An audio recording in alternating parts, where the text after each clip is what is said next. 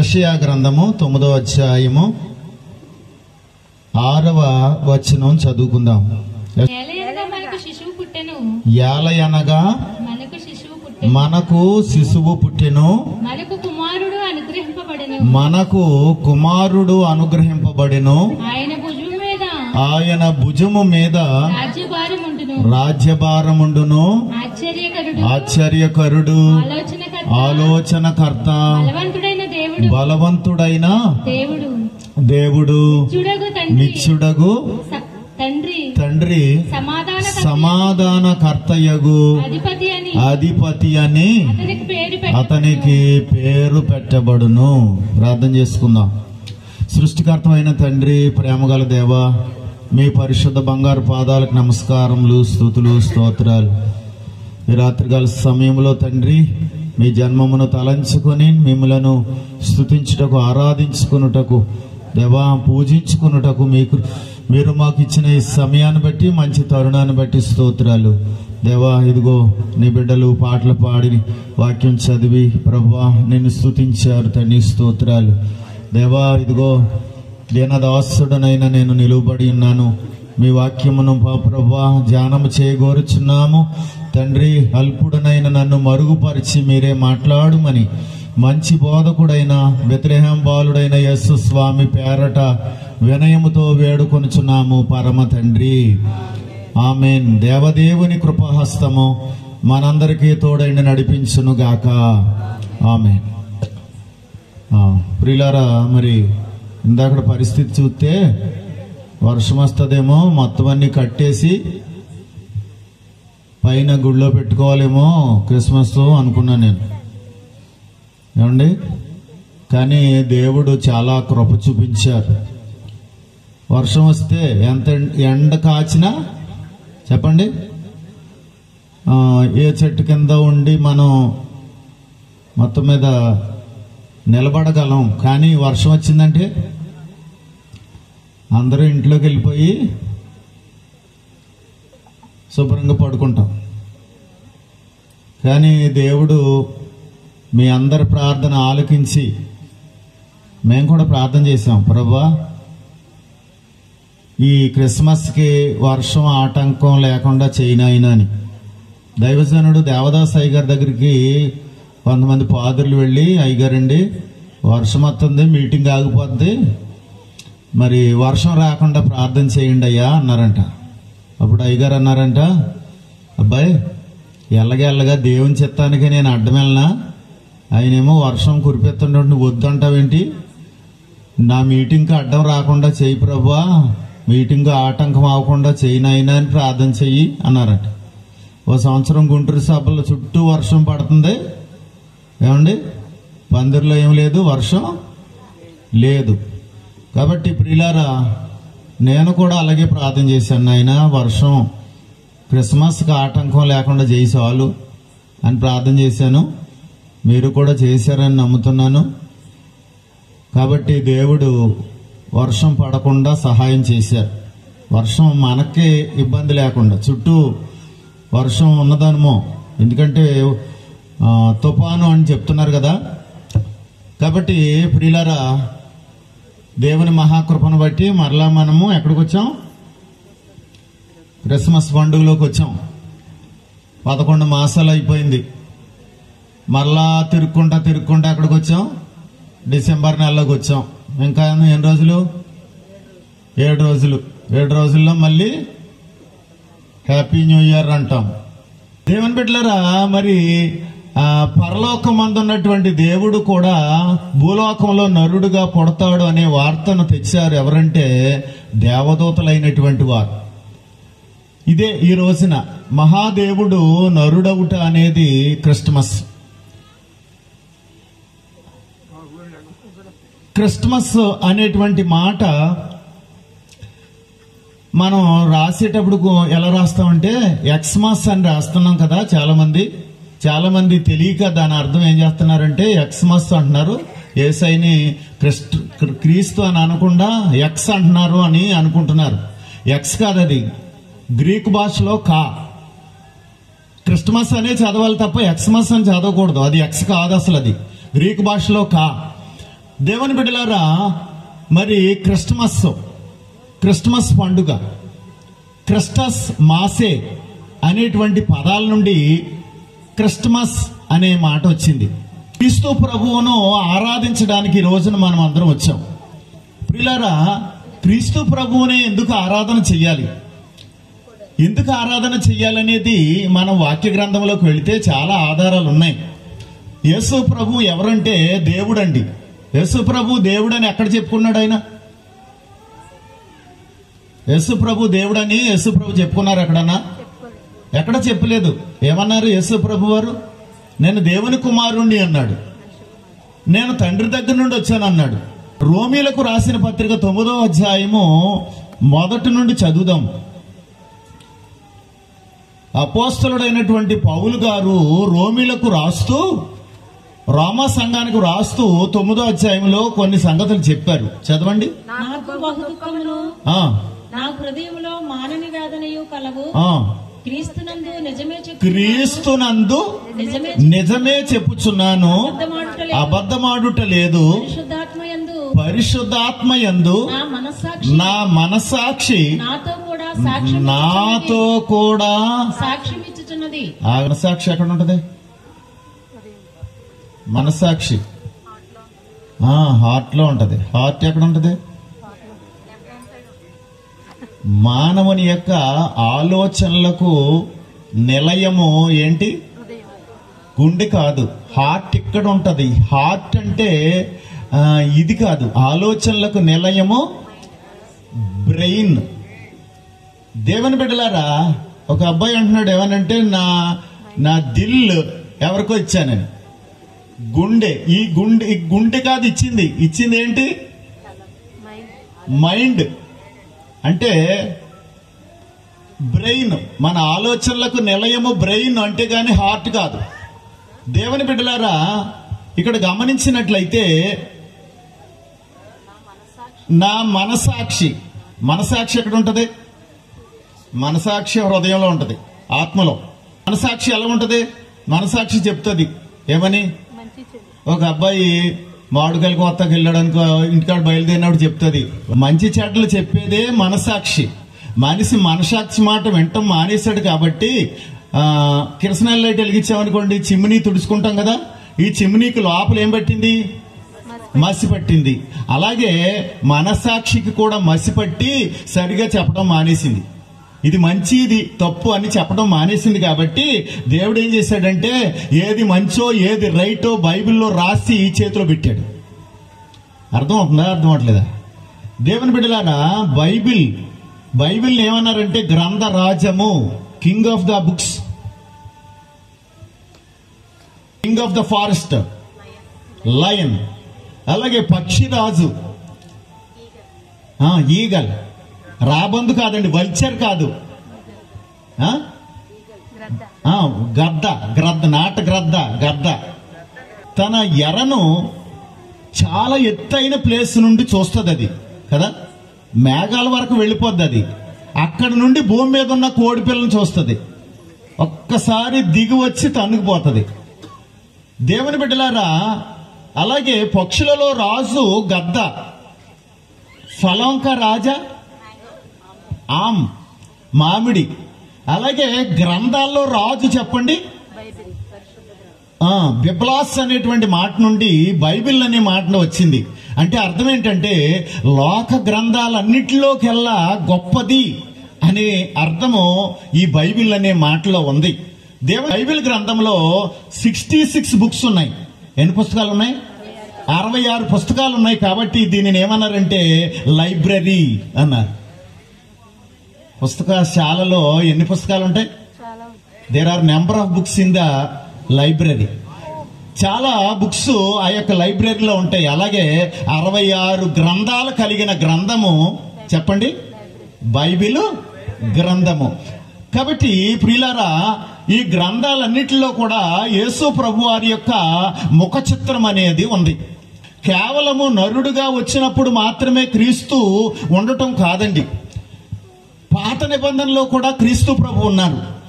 కాబట్టి మరి యేసు ప్రభువే బైబిల్ గ్రంథంలో ఉన్న ప్రతి పేజీలో కూడా ఉన్నాడు. ఆయన రక్షకుడు. కాబట్టి ప్రియులారా, యేసు ప్రభు ఎవరు అని ఇందాక చదువుకుంటే ఆ యొక్క రోమా 9:5లో ఒక మాట ఉంది. ఏమనుంది? పితరులు వీరివారు శరీరమును బట్టి క్రీస్తు వీరిలో పుట్టెను. ఈయన సర్వాధికారి అయిన దేవుడయుండి నిరంతరము తోజారుడైనాడు. ఈయన సర్వాధికారి అయిన దేవుడని పరిశుద్ధాత్మ ద్వారా పౌలు గారు రాస్తూ ఉన్నారు. కాబట్టి ప్రియులారా, యేసు ప్రభు గారు ఎవరు? సర్వాధికారి అయిన. మరి ఆయన దేవుడు అని చెప్పుకోలేదు. ఒకవేళ దేవుడు అని చెప్పుకుంటే వాళ్ళు నమ్మరు, మనము నమ్మం. నేను దేవుని కుమారుణ్ణి అన్నాడు. దేవుని కుమారుడు అంటే అర్థం ఏంటి? నేను దేవుని కుమారుణ్ణి అంటే రాళ్ళు తీసుకున్నారు వాళ్ళు యూదులు కొడతాకే. ఎందుకని? వాళ్ళ ఉద్దేశం ఏంటంటే ఆయన దేవుడని. దేవునికి మనుష్య కుమారుడు మనిషే, పులి బిడ్డ పులే, సింహం బిడ్డ సింహమే. దేవుని కుమారుడు దేవుడే. కాబట్టి వాళ్ళు రాళ్ళు పట్టుకున్నారు. యేసు ప్రభు వారి ఉద్దేశం కూడా అదే, డైరెక్ట్ గా చెప్పలేదు. ఒకసారి యేసు ప్రభు వారు సుకారు అనే ఊరికి వెళ్లారు. ఏ ఊరండి? సుకారు అనే ఊరు దగ్గరికి వెళ్లి ఒక బావి దగ్గర కూర్చున్నాడు. అది ఎండవేళ. అటువంటి ఎండ సమయంలో యేసు ప్రభు వారు ప్రయాణం వల్ల కలిగిన అలసట చేత అక్కడ కూర్చున్నారు. ఒక స్త్రీ నీళ్లు చేదుకోవడానికి వచ్చిందా? వస్తే ప్రభువారు లేట్ చేయకుండా ఏం చేశాడంటే అక్కడికి వెళ్ళి, అమ్మా దాహానికి కొంచెం నీళ్ళు ఇవ్వు అన్నాడు. ఇచ్చింది ఆవిడ? ఇవ్వలేదు. ఇవ్వకుండా ఏమంటుంది? యూదుడు అయిన నీవు సమరయ స్త్రీనైన నన్ను దాహానికి ఎలా అడుగుతున్నావు, నీళ్ళు ఇమ్మని ఎలా అడుగుతున్నావు అంది. అసలు నిన్ను నీళ్లు అడిగేది ఎవరో తెలుసుంటే నువ్వు ఆయన్ని అడుగుతావు, ఆయన నీకు జీవజలం ఇస్తాడు అన్నాడు ఆయన. అయ్యా నీకు చేద లేదు, బకెట్ లేదు, ఆ జీవజలం నీకు ఎలా దొరుకుతుంది అంది. ప్రభు ఏమన్నారు, ఈ నీళ్లు త్రాగు ప్రతి వాడును మరలా దప్పికొనను, నేనిచ్చి నీళ్లు త్రాగేవాడు ఎప్పటికీ దప్పికొనడు. తానును తన కుమారులను త్రాగి మనకిచ్చిన మన తండ్రి అయిన యాకోబు కంటే, మరి ఇందాకేమంది కులభేదం ఎత్తింది, మీరేమో యూదులు మేము సమరయులు మంది. ఇప్పుడు ఏమంటుంది, మన తండ్రి అయినా యాకోబు, మన అని కలిపింది, చుట్టరికం కలిపింది. దేవుని బిడ్డలారా, ఈ స్త్రీకి అయ్యగారు పేరు పెట్టారు ఏంటంటే అడవి పావురం అని. అడవి పావురానికి నోకలెత్తే ఓ పట్టాన్ని తిందది పని మాట. యేసయ్య ఏమంటున్నాడు, ఇండైరెక్ట్ గా మాట్లాడతాడు. అసలు నువ్వు నీతో మాట్లాడుతున్నది ఎవరో నీకు తెలుసుంటే నీవు ఆయన్ని అడుగుతావు, ఆయన నీకు జీవజాలం ఇత్తను. అంతేగాని నేనే మెస్సియానమ్మా అనలేదు, క్రీస్తు అనబడిన మెస్సియా వస్తాడు, అప్పుడు మాకు అన్నీ చెప్తాడు అంది చివరికి ఆవిడి. అంటే యేసయ్య డైరెక్ట్ గా మాట్లాడలేదు నేను దేవుని కుమారుణ్ణని. అలా చెప్పి ఉంటే ఆ కాలంలో ఉన్న ప్రజలు నమ్మకపోదురు, నేడు ఉన్న మనం కూడా నమ్మకపోదుము. నేను దేవుని కుమారుని అన్నాడు. కానీ ఇక్కడ పౌలు గారు రాస్తూ అంటాడు, ఈయన సర్వాధికారి అయిన దేవుడై ఉండి నిరంతరము స్తోత్రార్హుడై ఉన్నాడు. ఈయన ఎవరి మాట? యేసయ్యా దేవుడు. ఇంకా ఎవరు చెప్పారు యేసు ప్రభు దేవుడని? యెషయా గ్రంథం 9వ అధ్యాయం 6వ వచనంలో యెషయా గారు అన్నాడు. బైబిల్లో ఇద్దరు ఉన్నారు, యెషయా. యెషయా అని ఇంగ్లీష్లో ఏమంటారు? ఐజయా అంటారు. ఇక్కడ ఏమని రాశాడు? 11వ అధ్యాయం 1వ వచనంలో యెషయి మొద్దు నుండి చిగురు పుట్టును. యెషయి మొద్దు నుండి చిగురు పుట్టును అన్నాడు యెషయా గారు రాస్తూ. యెషయా గారు ఒక ప్రవక్త. యెషయి ఎవరు? దావీదు గారి యొక్క తండ్రి. యెషయా ఎవరు? ఆమోజు కుమారుడు. చెప్పండి, ఎవరు కుమారుడు? ఆమోజు కుమారుడైన యెషయా అని ఉంటది. ఆయన మరి యేసు ప్రభువారు పుట్టడానికి 740 సంవత్సరాల పూర్వము, యేసయ్య పుట్టడానికి ముందు పూర్వము వ్రాశారు ప్రవచనాలు. ఆయనకి దేవుడు బయలుపరిచారు దైవ సన్నిధిలో ఉన్నప్పుడు. ప్రియులారా, యేసు ప్రభువారు దేవుడు, ఆయన నరులను రక్షించడానికి నరుడుగా ఈ లోకానికి వచ్చారు. ఒకసారి మత్తయి సువార్తలోకి వెళదాం. చూడండి, 1వ అధ్యాయము 18వ వచనం చదవండి.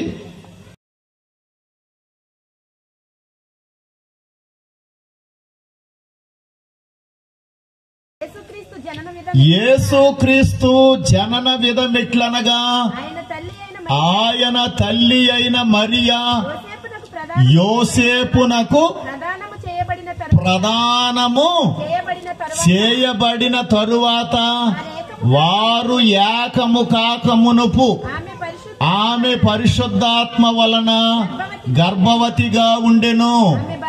ఆమె భర్త అయిన యోసేపు నీతిమంతుడయుండి ఆమెను అవమానపరచనల్లక అత్తయ్య గారు రహస్యముగా అంటున్నాడు. ఆమెను విడనాడన విధమిట్లనగా. యేసయ్య ఎలా పుట్టారో చెప్తున్నాడు. ఆయన తల్లి అయిన మరి అంట యోసేపు గారికి ప్రదానం చేయబడింది. ప్రదానం చేయబడింది కానీ ఇంకా మ్యారేజ్ అవ్వలేదు. యూదుల ఆచార ప్రకారము ప్రదానం అయిందంటే సగం పెళ్లి అయిపోయినట్టే. ప్రియులారా, వారు ఏకము కాక మునుపు మరియమ్మ గారట పరిశుద్ధాత్మ వలన గర్భవతిగా ఉండెను. ఆమె భర్త అయిన యోసేపు గారు నీతిమంతుడంట. నీతిమంతుడంటే అర్థం ఏంటండి? మంచివాడు. నీతిమంతుడై ఉండి ఆమెను అవమానపరుతు. ఎందుకంటే పెళ్ళవకుండా గర్భవతి అయిందని లోకంలో ఏం చేస్తారు? చాలా అల్లరి చేస్తారు. అని యోసేపు గారు ఎటువంటి వాడు? నీతిమంతుడు. ఆమెను అవమానపరచనొల్లక రహస్యముగా ఆమెను విడిచిపెట్టేయాలనుకున్నాడు. విడిచిపెట్టేయాలనుకుని నిద్రపోయాడు. పాపం నిద్రపోయాడు, కానీ ఏమి లేదు ఆయనకి, మనశ్శాంతి లేదంట, నిద్ర లేదు. ఏమండి? కానీ అతనికి స్వప్నమందు ఎవరొచ్చారు? దేవదూత గారు వచ్చారు. వచ్చేయమంటున్నారు, చదవండి. దావీదు కుమారుడవైన యోసేపు. ఆగండి. యోసేపు గారు ఎవరి కుమారుడంట? దావీదు కుమారుడంట. దావీదు గారు ఎవరు? యెషయి కొడుకు. దావీదు గారు రాజుగారు. చెప్పండి, ఎవరు? రాజుగారు. దావీదు కుమారుడైన సొలొమోను గారు. మరి యోసేపు గారు పుట్టేటప్పటికి రాజ్యం లేదు, గాని వాళ్ళ చేతిలో యోసేపు గారు కూడా ఏ వంశం? రాజవంశం, అంటే యోధా వంశం. కాబట్టి ప్రియులారా, ఆమె భర్త అయిన యోసేపు నీతిమంతుడై ఉండి ఆమెను అవమానపరచనల్లక రహస్యముగా ఆమెను విడనాడ ఉద్దేశిస్తే దేవదూత గారు వచ్చి, దావీదు కుమారుడవైన యోసేపు, నీ భార్య అయిన మరియను చేర్చుకొనుటకు. భయము మనుషుల్లో ఏముంది? భయం. ఇప్పుడు వెళ్ళేటప్పుడు ఏముంటాయో మనకి, ఇంటికాడ వాళ్ళు ఎలాగున్నారో. ఏమండి? కొత్త చోట్లకి వెళ్తాక భయం చాలా మందికి, లేకపోతే కొత్త వాళ్ళతో మాట్లాడటానికి భయం. భయం ఎవరి మీద ఉండాలా? ఎవరంటే ఉండాలి భయం? దేవుడంటే ఉండాలి. కానీ మనిషికి ఎవరంటే భయం లేదు? చెప్పరేటమ్మా, దేవుడంటే భయం లేదు. ఉండవలసిన భయం లేదు, కానీ ఉండకూడని భయాలు ఉన్నాయి మనకి. ఉన్నాయా లేవా? కాబట్టి యోసేపు గారికి భయము. ఏంటి భయము? లోకం నిందిస్తాదేమో అనే భయం. కానీ దేవదూత గారు వచ్చి ఏం చెప్తున్నారంటే, భయపడకుము, ఆమె గర్భము ధరించినది పరిశుద్ధాత్మ వలన కలిగినది, ఆమె ఒక కుమారుని. యేసయ్య ఎలా పుట్టాడు? పరిశుద్ధాత్మ వలన పుట్టారు. ఆమె యొక్క కుమారుని కనును తన ప్రజలను వారి పాపముల నుండి ఆయనే రక్షించును. అది కావాలి. తన ప్రజలను వారి పాపముల నుండి ఆయనే రక్షించును.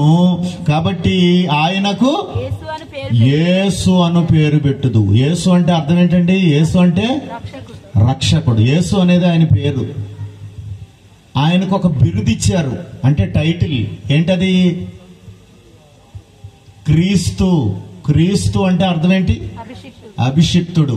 హేరోదు అనేది టైటిల్, మనిషి పేరు కాదు, అతని ఉద్యోగం పేరు. రాష్ట్రపతి అనేది టైటిల్, అలాగే ఫరో అనేది టైటిల్, అంటే బిరుదు. దేవుని బిడ్డలారా, క్రీస్తు అనేది కూడా టైటిల్. యేసు అని పేరు పెడతా ఉన్నారు. ఆయన పేరేంటి? యేసు. కాబట్టి ప్రియులారా, ఆయన తన ప్రజలను వారి పాపముల నుండి ఆయనే రక్షించు. మానవులందరూ కూడా అంటండి పాపంతో ఉన్నారట. ఒక ఆమె నేను అడిగాను, అమ్మా గుళ్ళోకి ఎలాగొస్తారో ప్రజలు అని అడిగితే, అందరిని అడిగితే ఒక ఆవిడ చెప్పింది పాపంతో వస్తారండి అని. గుళ్ళోకి ప్రజలు ఎలా వస్తారంట? పాపంతో వస్తారా? ఆదివారం ఆరాధనలో ఏం ఒప్పుకుంటాం? పాపక్షమాపణ. కొందరికి పాపక్షమాపణలు ఉండవు, ఆరాధనలు ఉండవు. స్తుతి అంటమే వారికి ఆరాధన. కానీ ఆరాధనలో ఏముండాలి? ఖచ్చితంగా పాపక్షమాపణ ఉండాలి.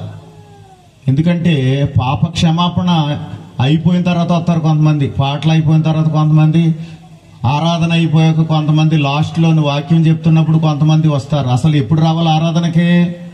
పాప క్షమాపణ చెప్పక ముందే రావాలి. ఎందుకంటే వారంలో అంతా కూడా మనం తెలుసో తెలియకో చేసిన ప్రతి పాపము దేవుని చేత కడగబడాలి.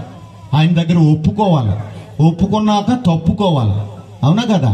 దేవుని బిడ్డలారా, డాక్టర్ మార్టిన్ లూథర్ గారు ఆర్సిఎం సంఘంలో ఉన్నప్పుడు తొట్టులో కూర్చుని పాపాలు ఒప్పుకుంటా ఉండేవాడంట. గంటల తరబడి ఒప్పుకునేవాడట. ఒప్పుకుంటూ ఉంటే వాళ్ళందరూ కూడాను ఫాదరు ఏమనేవాడంట, నువ్వు ఎవరన్నా చంపేసిరా, ఇంకా ఒప్పుకుంటాక నీకు పాపాలు ఉంటాయి. ప్రతీది కూడా ఎవరో రొట్టెలు వడ్డిచ్చారట. అతనికంటే నా రొట్టె కొంచెం పెద్దగా ఉంటే బాగుండు, అతనిది పెద్దగా ఉంది అనుకున్నాడట. ఈయన అది కూడా ఒప్పుకున్నాడంట ఫాదర్తో. అలాగైతే మనం ఇంకెన్ని బిడ్డలారా, ప్రతి పాపమును కూడా ఒప్పుకోవడానికి మనము ఏం చేయాలి? ఆరాధనకు వెళ్ళాలి. ఆరాధన ఎందుకంటే వాక్యంలో దేవుడు అంటాడు, మిమ్ములను పరిశుద్ధపరచు యెహోవాను నేనే అన్నాడు. కాబట్టి ఆరాధనకు మానవులు లేకపోతే భక్తులు పాపముతో వస్తారు, కడగబడి ఇంటికి వెళతారు. కాబట్టి ఆరాధనకు ఖచ్చితంగా పాప క్షమాపణ చెప్పించక ముందే ఆరాధనకు వెళ్ళాలి. ఆయన తన ప్రజలను వారి పాపముల నుండి ఆయనే రక్షించును గనుక ఆయనకు యేసు అని పేరు పెడతా ఉన్నాడు. కాబట్టి రోమీలకు రాసిన పత్రిక 3వ అధ్యాయం 23వ వచనం చదువుకుందాం.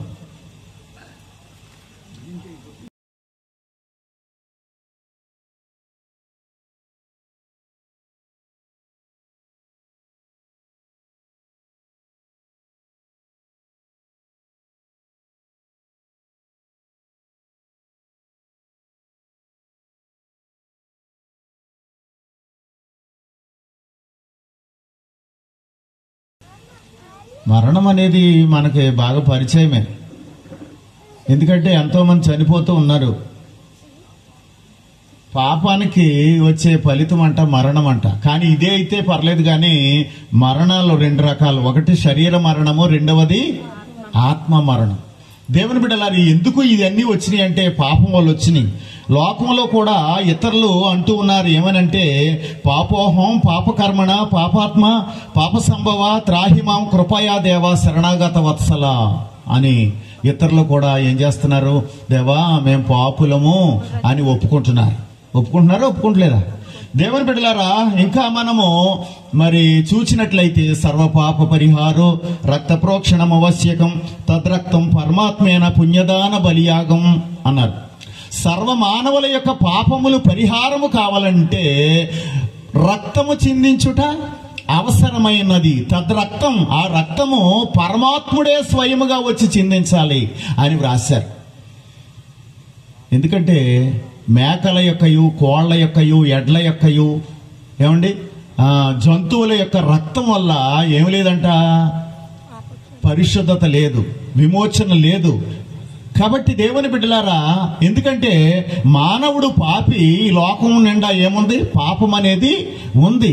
కాబట్టి మానవుడు ఈ పాపము నుండి విమోచింపబడి మరి నరకమునకు పోకుండా మోక్ష రాజ్యానికి వెళ్ళాలంటే ఖచ్చితంగా పరిశుద్ధమైన రక్తం కావాలి. కాబట్టి దేవుడే స్వయముగా వచ్చి ఏం చేయాలి? రక్తాన్ని చిందించాలి.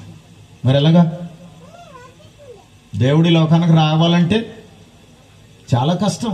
ఎందుకంటే దేవదూత కన్నా వెళ్ళొచ్చు, కానీ దేవుడు పాపం కలిగినటువంటి నరుడుగా రావాలంటే చాలా కష్టం.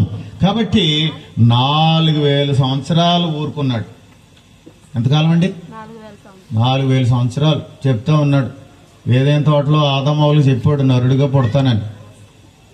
నీ పాప భారం, నీ వ్యాధి భారం, నీ శిక్ష భారం తీసేస్తాను, నీకు నరకం లేకుండా చేస్తానన్నాడు.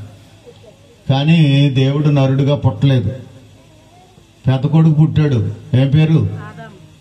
ఆదాం గారి పెద్ద కొడుకు కయ్యను. తర్వాత అతను తమ్ముడు పుట్టాడు. ఈ కయ్యను అనుకుందంట అవ్వమ్మ గారు రక్షకుడు అనుకుందంట. ఈయనేమయ్యాడు? భక్షకుడు అయ్యాడు. తమ్ముడి మీద పడి చంపేశాడు. కానీ వాళ్ళ కాలంలో పుట్టలేదు. తర్వాత ఇంకా ఎదరికెళ్తే వాగ్దానాన్ని దేవుడు మరల గుర్తు చేస్తా ఉన్నాడు. కానీ రక్షకుడు జన్మించలేదు. రక్షకుని కొరకు భక్తులు ఏం చేశారు? ఎదురు చూచారు. కానీ రక్షకుడు రాలేదు.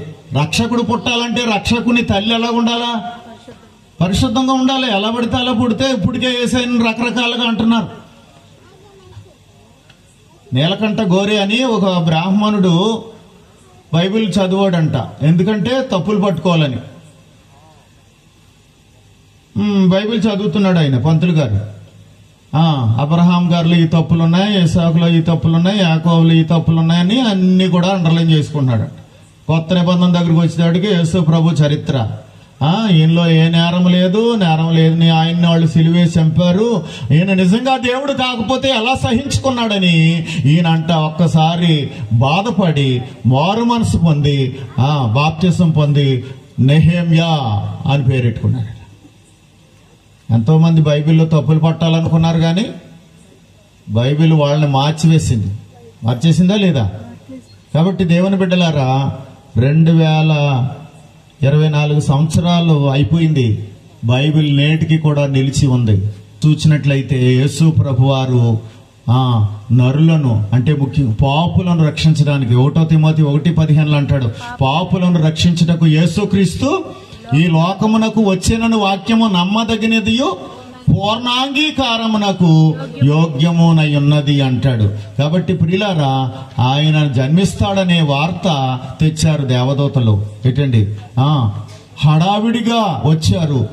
వారికి కూడా దేవుణ్ణి చూడాలని ఉంది, కానీ పరలోక రాజ్యంలో చూడలేని మహిమతో ఉన్న దేవుణ్ణి వారు చూడలేక భూలోకానికి వచ్చి వారు చూచారు. అదే వార్త యోసేపు గారికి తెచ్చారు, మరియమ్మ గారికి తెచ్చారు, పాద్రి గారైన జకర్యా గారికి దగ్గరికి తెచ్చారు. వారందరూ కూడా హడావిడి పడుతూ సిద్ధపడ్డారు. ఎందుకంటే రక్షకుడు దేవుడు నరుడవుతాడు, ఆయన దగ్గరికి మనం వెళదాం, ఆయన ఆరాధన చేద్దాం, ఆయన పూజిద్దాం, ఆయన ఎలాగుంటాడో చూద్దామని వారు వెళ్ళారు. కాబట్టి దేవుని బిడ్డలారా, యేసు ప్రభువారు మనలను రక్షించడం కొరకు తన ప్రాణాన్ని ఇవ్వడానికి వచ్చిన దేవుడు. ఇవాళ బర్త్డే చేసుకుంటున్నాం, కానీ బర్త్డే ఉద్దేశం ఏంటి? యేసు ప్రభు ఈ లోకానికి వచ్చింది ఎందుకంటే మన నిమిత్తం తన ప్రాణము ఇవ్వడానికి వచ్చాడు.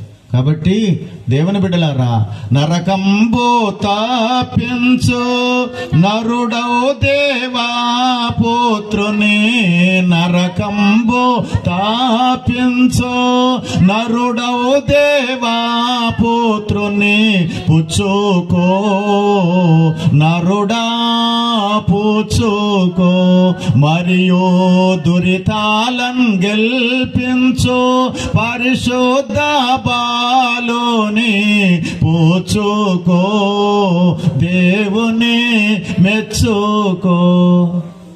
దేవుని మెచ్చుకుంటున్నారా? దేవా, ఎంత పాపినైన నా మీద ఎందుకో నీకింత ప్రేమ, నీకేమివ్వగలను ప్రభువా? ఏమిస్తే నీ రుణం తీరుతుంది? నా పాపాలు, నా వ్యాధులు, నా శిక్షలు, భయంకరమైన సిలువ మరణం నేను పొందాలి, కానీ ఇదంతా నువ్వు భరించడానికి వచ్చావు తండ్రి. నీకేమివ్వగలను? నీకు కృతజ్ఞతాస్తుతులు చెల్లిస్తున్నానయ్యా. నా కోసం మహాదేవుడు అయిన నీవు మరి నా పాపాలు నీ మీద వేసుకుని నీకు మరణం వస్తుందని తెలిసినా నువ్వు నరుడి దగ్గర ఎలా ఉన్నావు? గొర్రె పిల్లగా, వదకొర్రె తేబడు గొర్రె పిల్లయు బొచ్చు కత్తిరించు వాని ఎదుట గొర్రెయు మౌనముగా ఉండునట్లు ఆయన నోరు తెరవకుండెను. అన్యాయపు తీర్పు నొందిన వాడై అతడు కొనిపోబడెను. అతడు నా జనుల అతిక్రమమును బట్టి మొత్తబడెను గదా.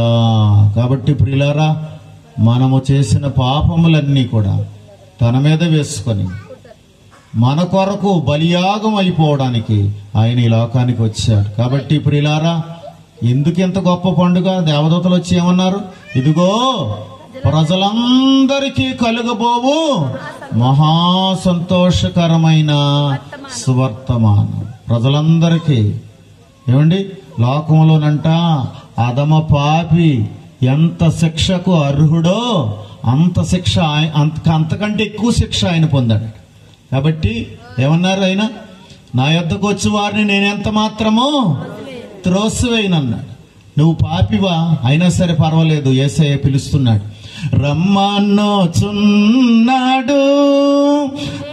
నిన్ను ప్రభు యేసు, రమ్మనొచున్నాడు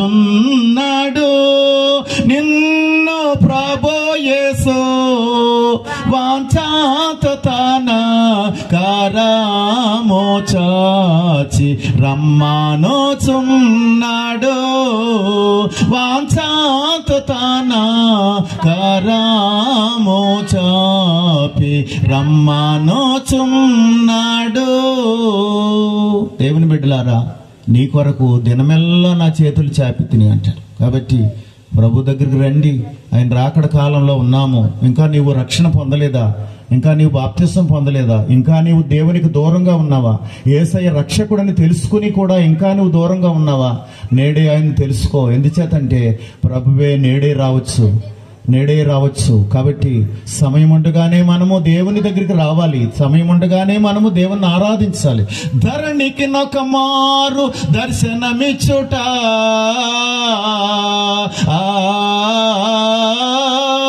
ధరణికి నొక మారు దర్శనమిచ్చుట, విమల నరావతారము వలననే